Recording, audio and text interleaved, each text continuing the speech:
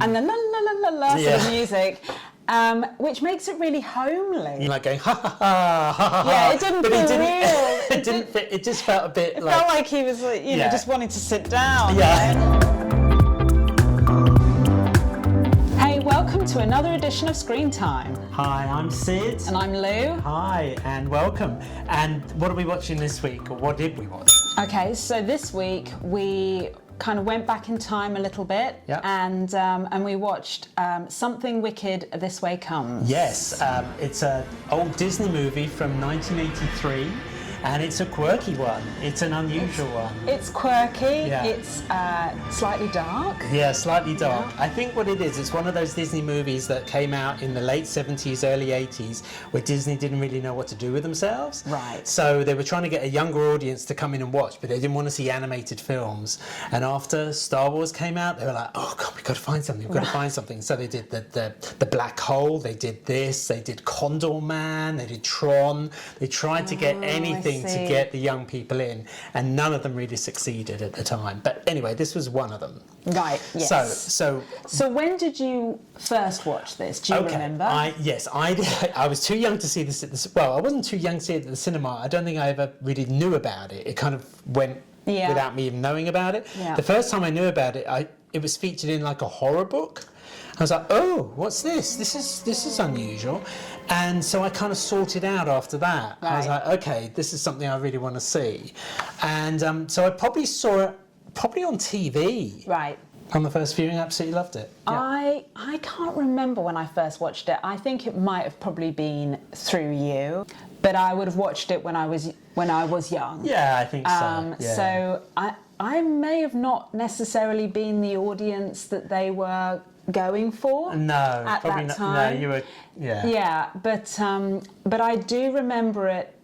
I do remember really enjoying it as a kid, and even the dark elements didn't necessarily scare me that much because I hold quite a nice place for this. Shall we tell everyone about basically what the plot is? The basic plot is it's set in Greentown, Illinois, around about the 1930s, and it focuses on the two main characters who are Will and Jim, and they're about 12 years old.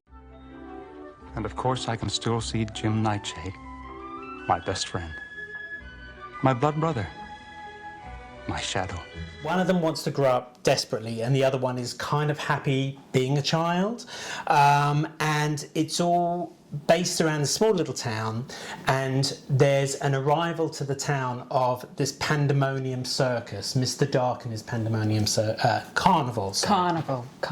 And they arrive in town, and it's like a Faustian story, really, where all the members of the town are affected by the coming of the carnival, and they're all offered certain treats, but they give up a lot in order to attain these.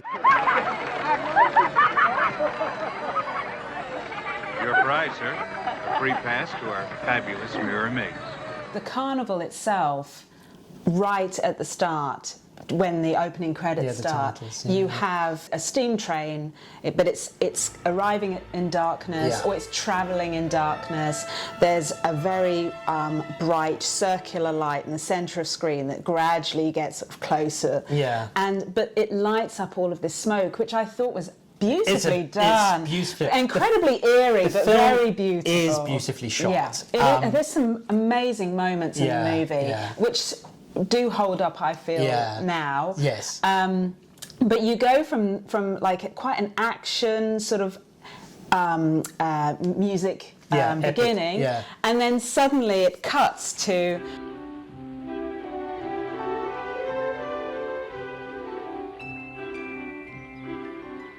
the opening of, like, you know, a landscape where you've got this little town and all of these sort of red and green trees and fields, an autumnal feel, and the la la la la la sort of music, which makes it really homely and makes it really warm and comforting. I think that's what it is with the movie. It's because it doesn't really know what it wants to be. I don't think it really knows where to go. So you have these moments where it's like la la la la la, and then you get absolute terror moments where you've got arachnids, and you've got breaking bones, you've got blood, so it's really strange, and I think in the making of the movie, they didn't really know what to do with it either. Right. So there were lots of reshoots supposedly on this film, and I think some of them are really obvious where you get the reshoots, because there's one section which to me felt a little overlong, which was the spider section. It just seemed to go on for quite a long time. Is this when they're coming through the cracks in the Yes, so ceiling? they're under assault. Yes. Mr. Dark is after the two kids because they know too much. And the Dust Witch sort of evokes this kind of like a spell, and this mist, this hand-drawn animated Disney mist. That's right, the green, the green. Which is lovely. I love all that hand-animated stuff. So that's how you can tell. Well, you know it's bad when it's green, right? You know it's not good. Yeah. So it makes its way to their house, and then these spiders all start appearing, and that's the scene where you realise that these kids are a lot older than they should be, because they shot this about a year later.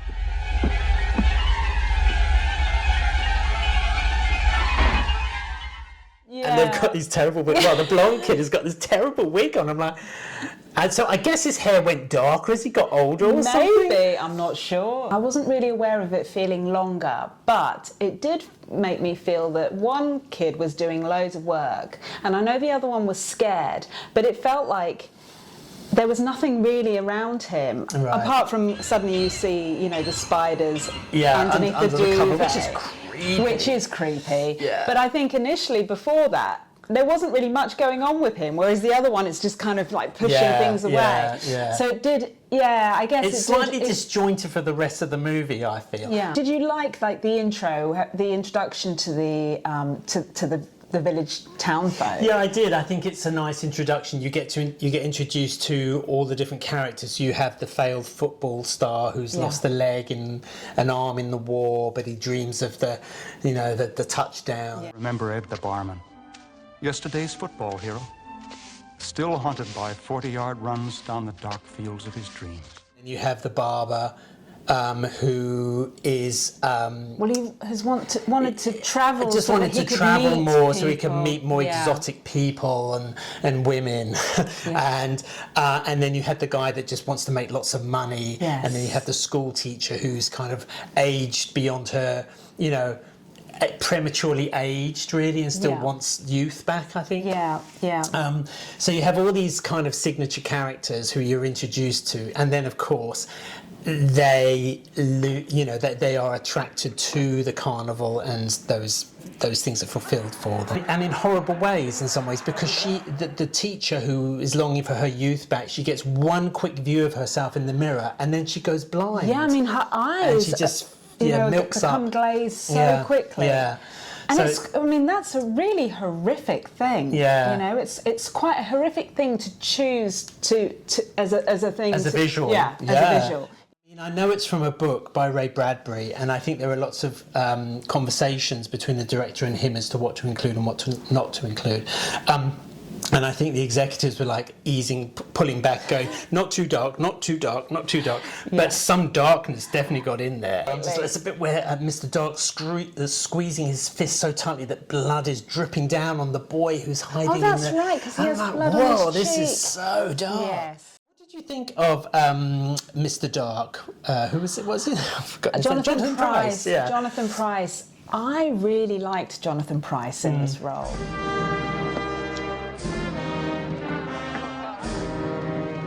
I just find, he's quite charismatic. Yeah. And he was like in his 20s. Yeah, and his costume, his top hat. It was brilliantly costumed. Yeah, what I really like is he's quite mysterious for a while within the movie. Yeah. The first time you see him, he's throwing the flyers, and it's just, you see the back of him. You never really see And so he's this mysterious new person in town, and just the way that, the wind is taking these advertisements. It is eerie. It's the casualness of him. Yeah. It's the lack of urgency. It's everything is in its time. But it kind of goes with the way that the whole thing arrives anyway. It's this mysterious train. It's all the smoke and that's lit up, and then the way he moves in that opening scene with him kind of goes with that aspect. My favourite scene with Mr. Dark would be the library scene. Okay. Oh yeah. Okay. Yeah. I think primarily because, you know, it's quite haunting that when we're in the town, it feels warm. No matter what situation they're in, even when they're hiding from them all. Yeah. It still felt like a warm town. Because it's populated. It's populated. It didn't feel too threatening. But of course, when they go to the library, it's very eerie. Usual storm. It's Mr. Dark. He's doing that slow walk all around the bookshelves while he's talking to the father, and you know, being very manipulative with regards to the boys. And yeah, so you know that he will eventually find them. Yeah. But I do remember my first watch, that part of it being the unnerving part for me. Yeah. And what about for you? Well, I think what was really dramatic was the way he was making the father regret or just he was bringing up how old he was and how decrepit he was by going through all of his youth by saying, you're 24, you're 25, and each time he did it he would rip a page out of the book to really sort of emphasise the aging with process. the Disney effects with attached. the Disney effects attached, which always makes it feel cool. It was never that extreme. It was never that extreme, but it was like, oh, look at the light flashing. But it was like really like hammering home, and this age, and you get to 35 and you should do this. And he's really, it's such a good sequence where he's really acting that. Yeah. Fine, you're still young, 39. Oh, 40, and here you're old. He was primarily doing it in some ways, obviously to attack the father, but the two boys are hidden at the same time, and they're listening to this. And then to top it all off, he gives the father to the Dust Witch and says, "Give him a taste of death," which is so dark, and she's slowing his heart down. Well, yeah, absolutely. And it's done in such a gentle way. Yeah. But it's the way that she's saying it, you know? Yeah. There was a part of me when I was watching this thinking, I don't think he could ever be manipulated by them. Yeah. Because he seemed to have some sort of additional magic strength. against them. And also he was reading up on the history because supposedly 100 years earlier the carnival had also come to the town and lots of people had disappeared, and so it was a cyclical thing that I think happened, and it would always end with a storm, and what a storm this was. It was like a Disney. Absolutely, yes, exactly. No clothesline was safe. I thought it was effectively done. I think some of the shots they shot upside down, like when the buildings were sort of falling out, basically getting pulled up by the. So I think they just shot everything upside down and released the stuff so it would fall up. Right. And then they had some very simple kind of, like a blue screen projections and stuff. There was that one scene where they're running, the kids and the father are escaping, and they're running away, and there's this big sort of like whirlwind going on. I liked that. Yeah. I mean, if I was looking at a movie nowadays and they'd chosen to do that as an effect, then you'd be like, well, that looks terrible. But it's a choice. But I think maybe at the time they chose to do that because that was all that they could afford to do. But watching it now, I actually quite like it. It's, that it's probably a projection of a tornado. Yeah. Of some stock footage. It looked like some stock footage. I mean, I don't know, I don't know, right? But and then they're silhouetted in front of it, and there was something that just felt like Do you know what it reminded me of? It reminded me a lot of some of the scenes from Gone with the Wind, where they have this big epic silhouette in the foreground and all this beautiful colour in the background. This had a similar vibe to that. But I think a lot of the dust effects and things like that felt really real for me, and it was really. Yeah, it just felt really clever. Poor Mr. Dark. He lost his looks, didn't he, very quickly.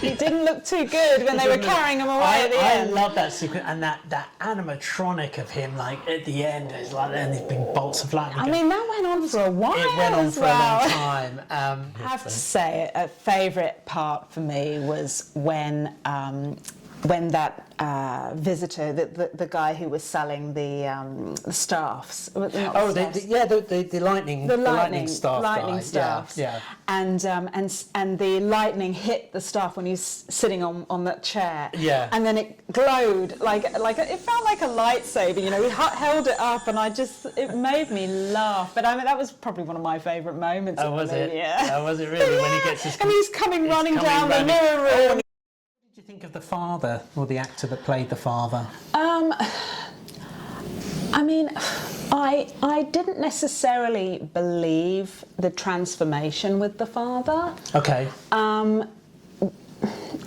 Yeah, I mean, because he was obviously meant to sort of in some ways find his youth. Yeah. And I don't necessarily know if I believed that. The father was just full of regret throughout the most of the movie. Yeah. And I didn't warm to him. No, it was quite depressing, Yeah. really. But that was his tale. And I guess that was the point of him. Because I mean, he was full of regret of the fact that he was unable to save his son when his son, you know, was in the river and was caught in a maelstrom, eddy, current. In the current.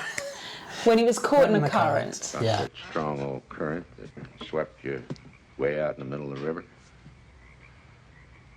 And I stood there and watched. He said he was locked to the shore and he was unable to save him, and that had stayed with him for so long and was actually really affecting his relationship with his son because he was just full of these regrets. He'd got this barrier up almost. And it actually stopped him from taking any chance, any risks. Yeah. And I think that was affecting the relationship in that the father, he kept saying, oh, there's this carnival, there's this, there's that, and it felt like the father wasn't doing anything with him. The actor himself, he's familiar, but I can't quite pinpoint where I've seen him before. His name's Jason Robards, and he was very popular in the 80s. He was in Parenthood. He was in a lot of films, and he usually played a kind of father character. Right. And I think he was just a little old in this, because I think he was 60 odd. Oh, okay. When he played this role, and I think that if the actor had been around 40ish, I think it would have still been there would have been a closer relationship with the son a little bit, but he could have played it still distant, you know. Yeah. It didn't quite feel believable for me. Even the bit where he was rejuvenated after he'd rescued the kids and they were chasing around the pole and stuff, and it almost felt dubbed in, like going ha ha ha ha ha. Yeah, it didn't feel real. It didn't fit. It just felt a bit. It felt like he was, you know, just wanting to sit down. Yeah. And, like, oh. It's just like, oh. Yeah. Yeah. So I didn't really buy it, but I don't think it necessarily ruined anything. It just, you know, how some. I mean, I love him as an actor. I love him in stuff. So, but it just didn't quite work for me for this particular role. What did you think about the nephew in there? Oh, yeah. So he was the henchman. Yeah. And went on the carousel backwards and then got shrunk down to this little boy. Little monkey. A little... who was just really chilling, like the stare. I don't know what the child actor was who played him, but it was He great. was really good. But that scene where he comes out onto the steps to see the two boys. And standing in the standing corner. there, and he picks up a rock, and you think he's going to throw it at the two boys, and then turns and throws it through his aunt's window.